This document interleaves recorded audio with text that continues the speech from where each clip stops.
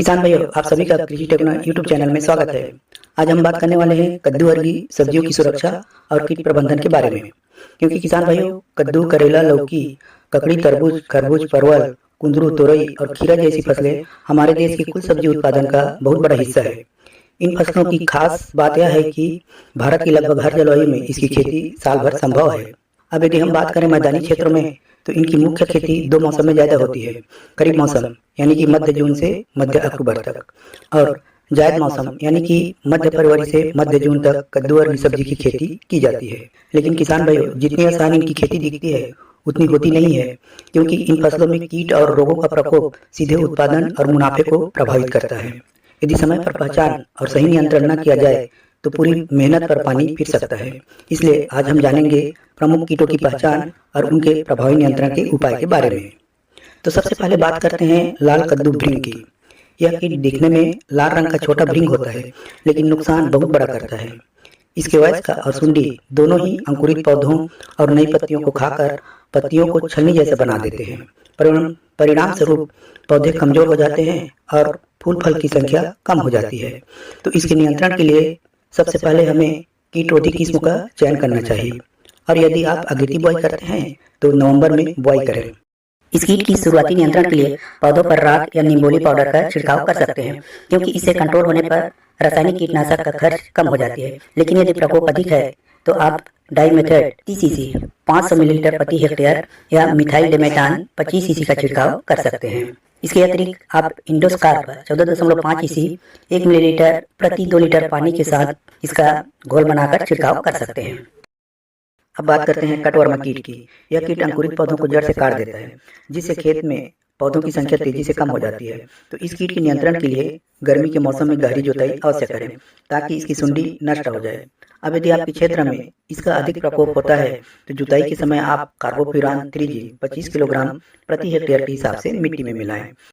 दोस्तों, अगर आपको यह जानकारी उपयोगी लग रही हो तो वीडियो को एक लाइक जरूर करें, क्योंकि आपका एक लाइक हमें और बेहतर कृषि जानकारी लाने की प्रेरणा देता है। दोस्तों, अब आइए आगे बढ़ते हैं।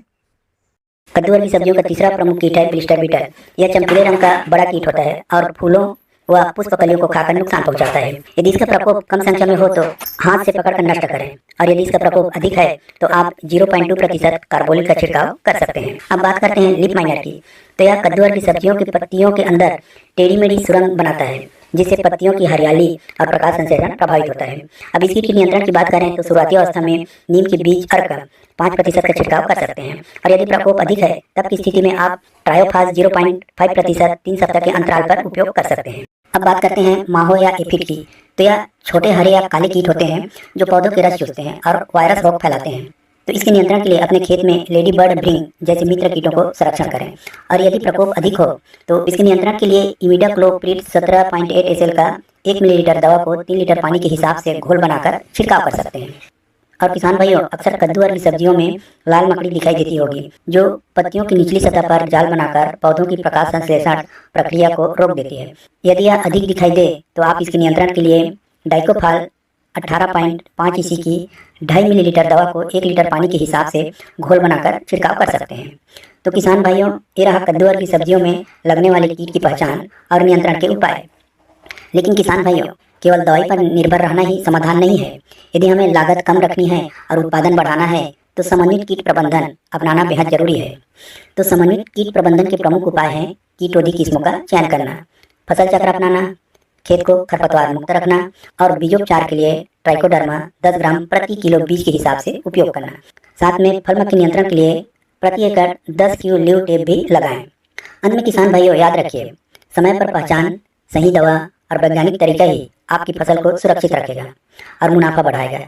यदि हम सतर्क रहें और आधुनिक तकनीकी को अपनाएं तो कद्दू वर्गीय सब्जी की खेती हमारे लिए सोने की खान साबित हो सकती है। याद रखिए, सतर्क किसान ही सफल किसान होता है। अगर आपको यह जानकारी लाभदायक लगी हो तो वीडियो को लाइक करें, अपने किसान साथियों के साथ शेयर करें, ताकि ज़्यादा से ज़्यादा किसान इसका लाभ उठा सके। और खेती किसानी की ऐसी नई तकनीक, नए उपाय और सटीक जानकारी पाने के लिए अभी कृषि टेक्नो चैनल को सब्सक्राइब करें और बेल आइकन दबाना ना भूलें। हमारा उद्देश्य है हर खेत हरा भरा हो, हर किसान समृद्ध बने। तो किसान भाइयों, धन्यवाद। जय किसान, जय कृषि, जय विज्ञान।